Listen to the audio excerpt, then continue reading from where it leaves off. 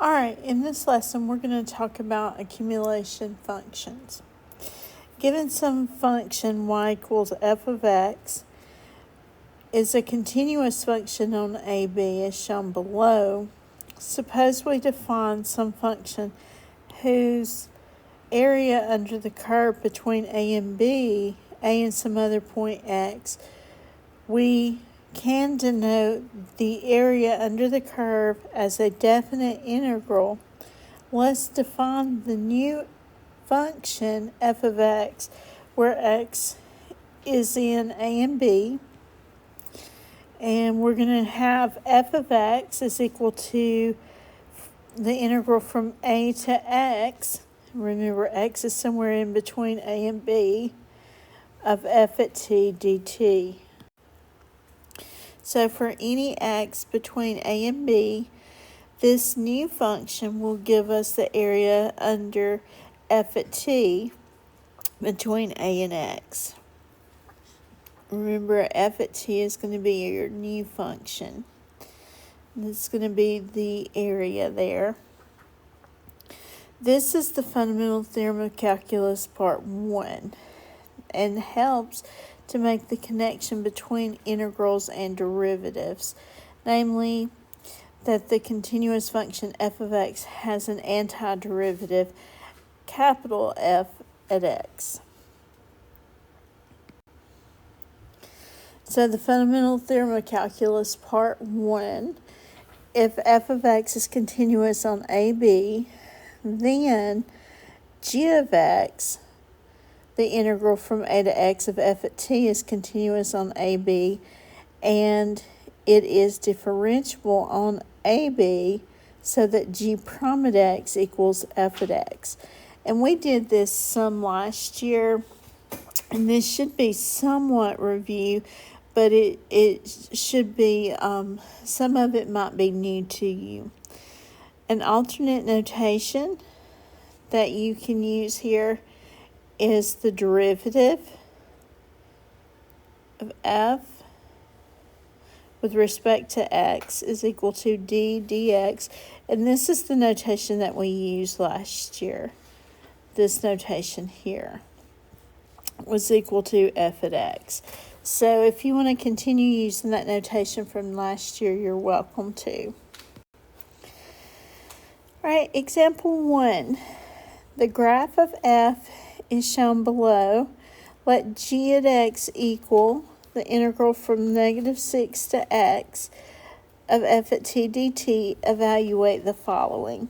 So this is the same thing from last year where you just plugged in. So g at 3 is equal to the integral from -6 to -3 of f at t dt.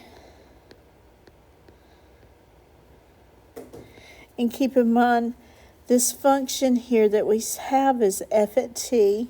So we're going to look at the bounded area between -6 and -3. And we're going to find some geometric shapes here and a couple of shapes you could do.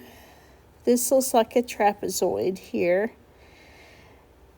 And remember, the area of a trapezoid is going to be equal to 1/2 the height times the sum of the bases. And normally the bases are the y. Notice from here to here and here to here, those are your heights. So it looks like this one here, you're going to get 4 for your area of that trapezoid, plus, and then we've got to do, let me change colors, then you've got to do this side here,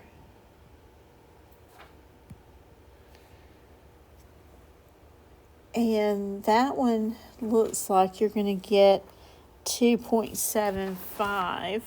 I'm going to get And yeah, I'll work that out and make sure my numbers are correct. And so therefore you get 6.75 for that area. And that hopefully is review for us. Now let's go look at B. All right, let's look at B. G at 0. So G at 0 means that we're going to integrate from -6 to 0 of f at t dt. And that's going to equal.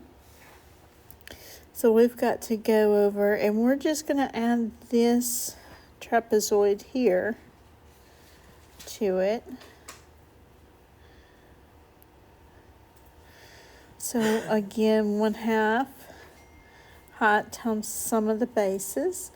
So it looks like that's going to be 5.25. So we can take our sum that we had earlier, the 6.25, and add, or 6.75, sorry,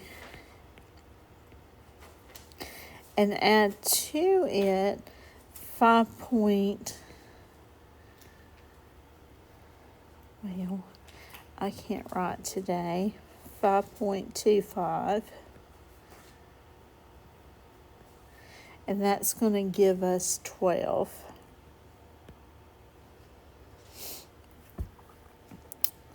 Now G at 4, this is where we have a little bit of difference we're going to have to do. We're going to go from -6 to +4. And so we're going to have to go all the way over to 4, so I need to change colors again. I'm going to go over here, and I think, yay, thank you, author, that's still a big trapezoid. So we've not changed our formula any. 1/2 the height times the sum of the bases. And when I did this earlier, I got 12.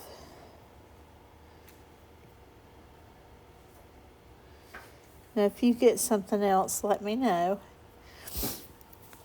So we've got, notice how this is accumulating. We've got our previous answer, that was to 0. And then we've got -6 to 4.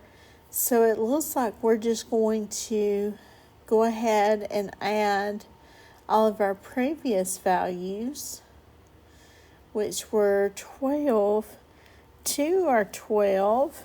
We're going to take this 12 and add it to this 12. So let's finish out f at t dt. And we're going to get 12 plus 12. That's going to give us 24. So notice how this is accumulating. It is getting all of those values.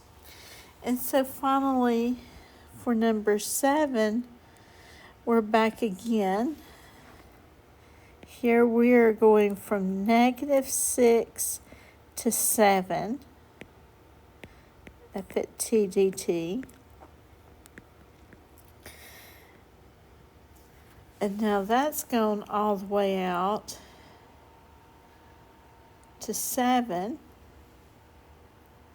So we are going to finish this off here. And again, that's another trapezoid. So yay. And so it looks like earlier I did this and I got 9. And so you have all of that. And so we're just going to take the 24 that we had earlier. We've accumulated 24 plus the 9 more.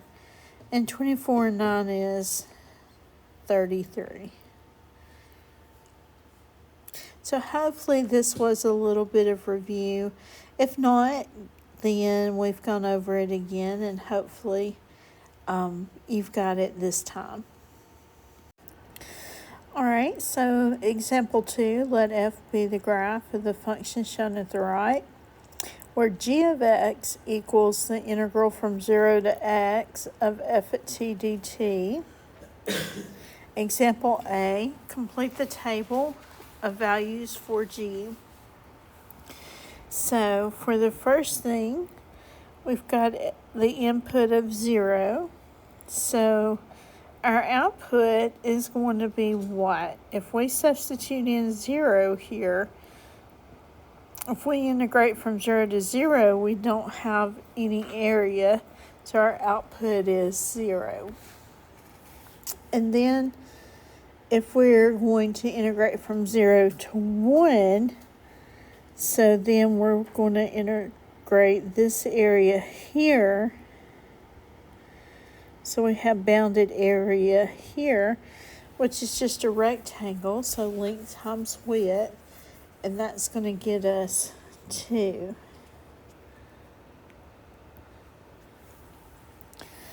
So for number 2, we're going to sub in 2. So we're going to integrate from 0 to 2. So from 0 to 2, we have this region. And so again, that's another trapezoid on its side. So it looks like you're going to have 1/2 the height times the sum of the bases. So it looks like you're going to have 3 there. So the output here is 3. The next one, we're going to do g at 3. So we're going from 0 to 3.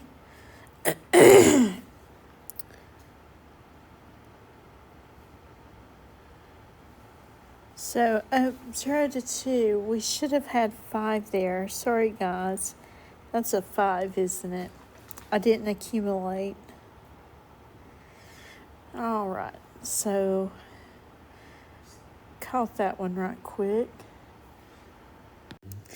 All right, number 3, we're accumulating from 0 to 3, and at 3 from 2 to 3, it looks like that has a value of 2. So from 0 to 3, we're going to have 5, 6, 7. And then 6, 0 to 6. So we skip on over to here.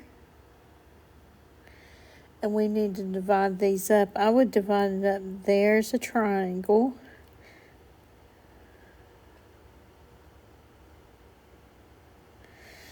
And it's 1/2 base times height. So that's going to give you a 2. And then you've got a 2. And then this is 1. So that's going to be 4, 5.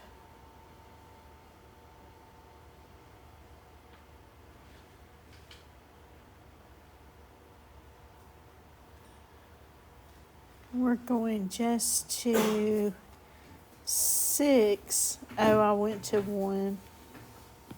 So you don't include 1 there. Sorry again. I'm using that 1. So it's going to be out to 4.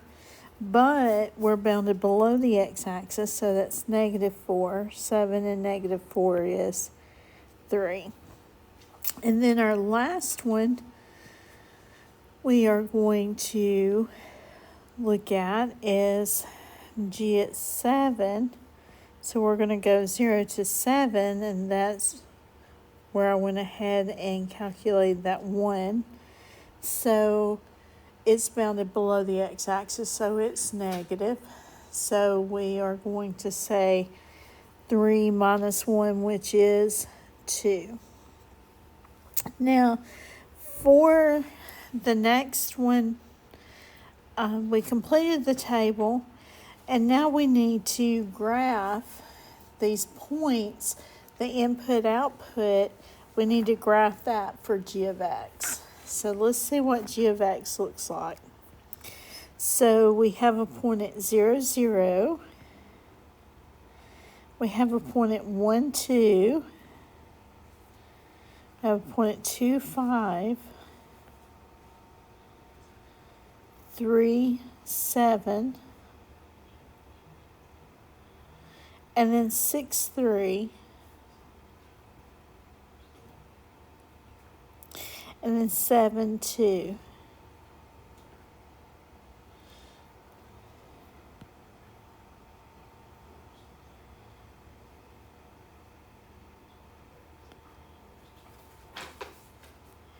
So there's the graph of y equals g of x.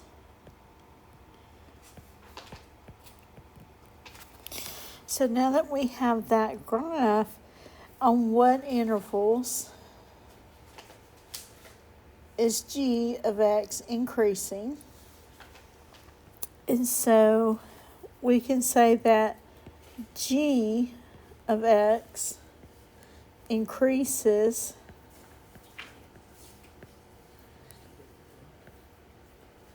g of x increases where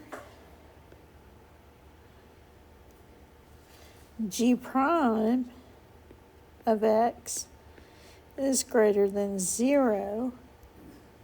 And where is that greater than 0? That's going to be where g prime is above the x-axis, or that's going to be from 0 to 3.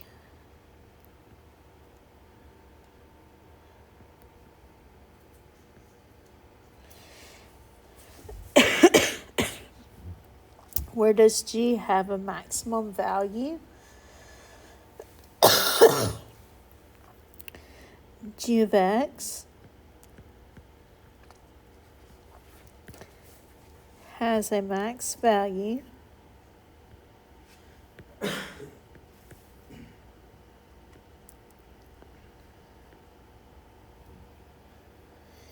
where f changes signs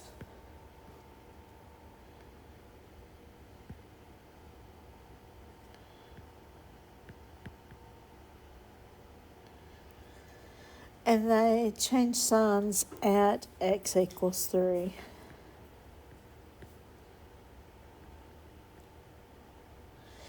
And then the max value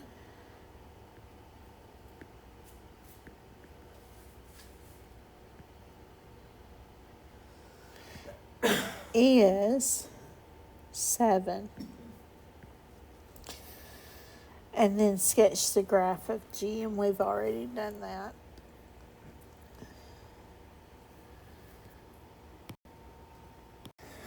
Okay, we will skip this page.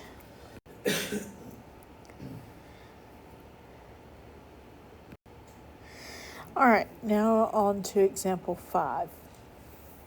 Shown below is the graph of a derivative of f for some function f.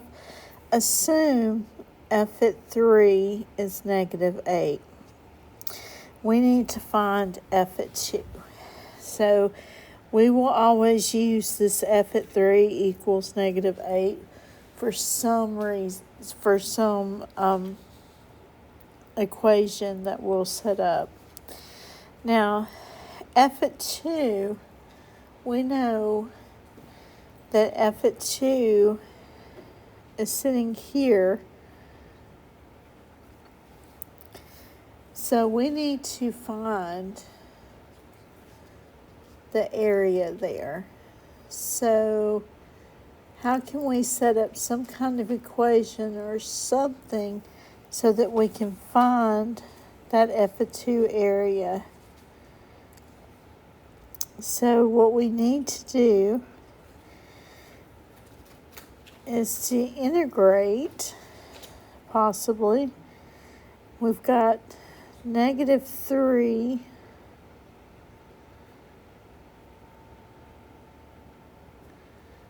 if we try to positive 2, let's see what we get. Of f at t dt.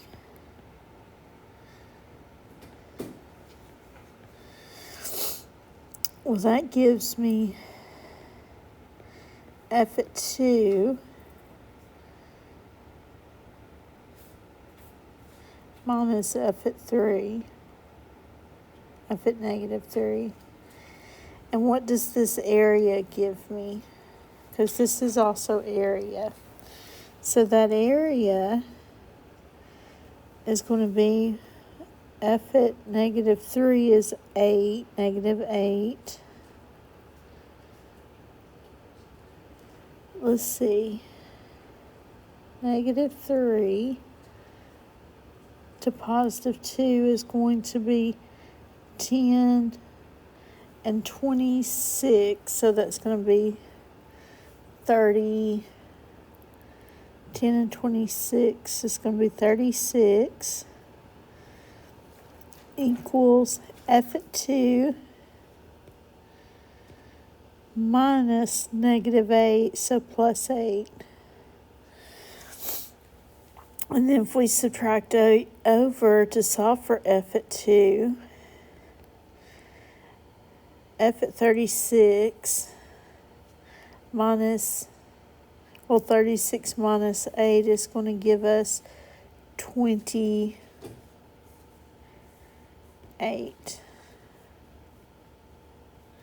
So f at 2 is 28. Okay, for part B, we need to find f at 6. So we're going to set up a very similar situation here. We're going to integrate from negative 3 to 6 of f at t dt. And we know that's the same thing as saying f at 6 minus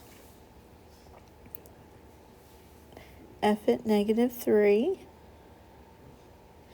And now let's see, what is this area here? So the area from negative 3 to 6 is going to be from negative 3, let's see, 10, 36, 36. Let's see, negative 3 to 6. So 10, 36, 36 minus 8 is going to be 28 plus 14. That's going to be 42 equals f at 6, which is what we're looking for. And let's see, minus negative 8, so plus 8. So we're going to subtract 8 over.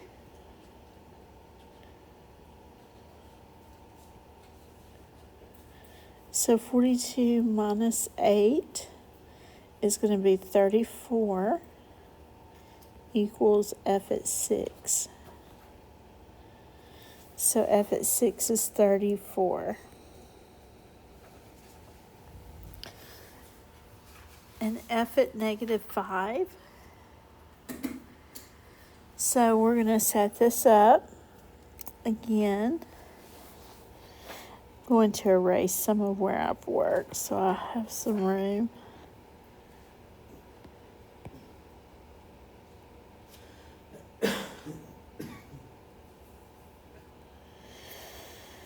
Okay.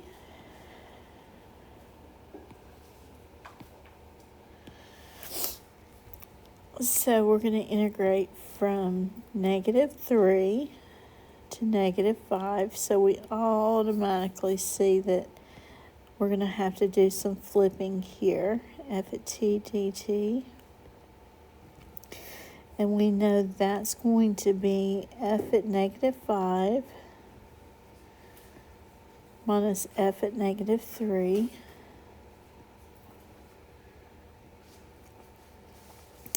And let's see, from negative 5 to negative 3, that's kind of mixed up, so we're going to put a negative here. And let's count off. We're going to say negative 5. So negative 18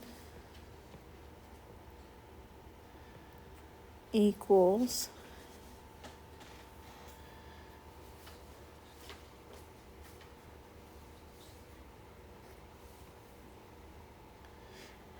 put 2 negatives.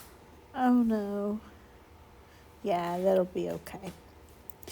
And then f at negative 5 is going to be what we're looking for.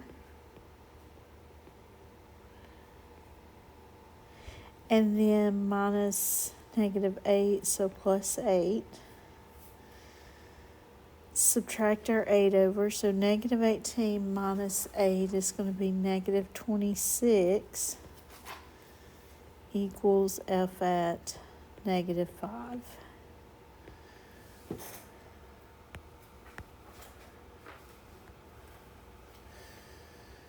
All right, and that's all we'll do of those.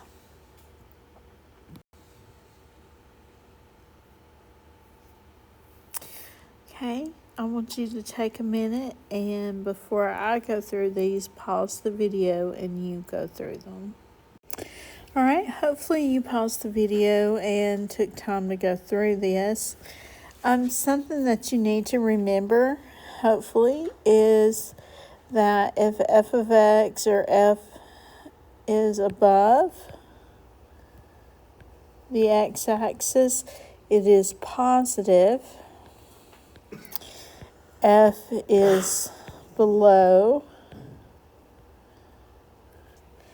it is negative. That's always something good to remember. F is positive on the interval from 0 to 8. So G is blank on this interval. So G is the derivative, keep in mind G prime of x is f of x. Very important for us to know that. So G is the derivative. So if f is positive, then we know that G is increasing.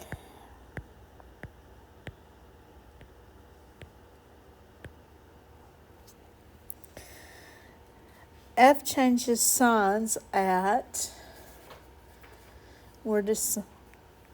changes signs right here at x equals 8. So G must have a relative. Now look what happens. We change from we change from positive to a negative there. So if we change from a positive to a negative, we change from increasing to decreasing there. So that looks like we have a relative maximum there.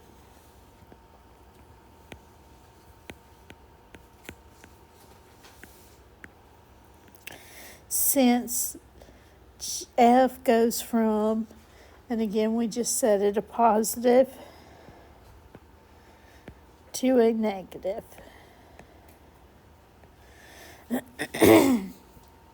The graph of G is decreasing where F is negative. Good.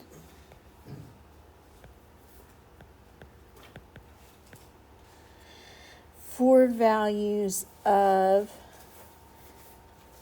x is greater than 8. Notice all of these values here. Okay. So part D, the graph of f is increasing on the interval from 0 to 4. Whether you use open or parentheses or brackets, it doesn't matter. So G is concave up. Remember, that's the second derivative, G double prime of x, which talks about f prime, or the slope.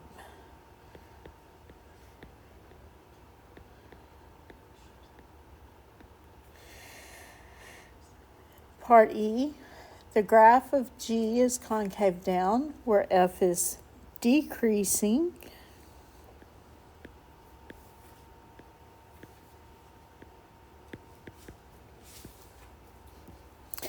And that's for values of x is greater than 4. So part F, the graph of f has a maximum at x equals 4. G has an inflection point. That's where it starts to turn. This is where your second derivative is either undefined or is 0.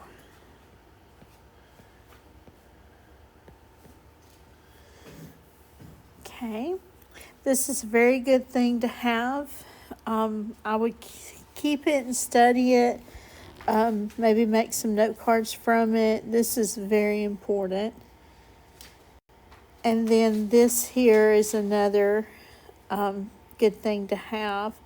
When the derivative of the function is positive, the antiderivative is increasing. Negative, the antiderivative is decreasing. If the derivative of the function is increasing, we're talking about concave up now. Decreasing, concave down. Changes across the x-axis, we've got an extremum point.